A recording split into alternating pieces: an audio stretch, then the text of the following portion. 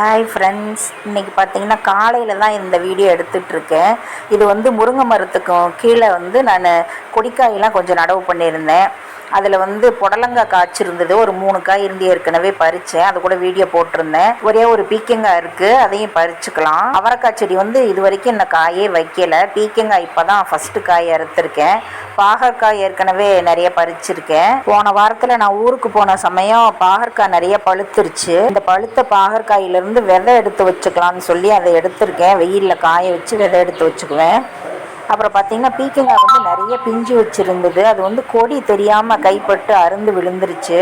அதுலேருந்து காய் எல்லாமே வேஸ்ட்டாக போயிடுச்சு. இப்போ ஒரே ஒரு காய் தான் இருந்து பறிச்சிருக்கேன். பாகற்காய் பீக்கங்காய் பறித்து வச்சுட்டேன். அது கூடவே கொஞ்சம் முருங்கைக்காய் இருந்துச்சு மரத்தில், அதையும் பறித்து வச்சுருக்கேன். கொஞ்சம் கோவக்காயும் இருக்குது. கோவக்காய் கொடி தானாக முளைச்சது தான். இப்போ காலையில் டிஃபனுக்கு பார்த்திங்கன்னா சப்பாத்தியும் பன்னீர் பட்டர் மசாலாவும் ரெடி பண்ணி வச்சுருக்கேன்.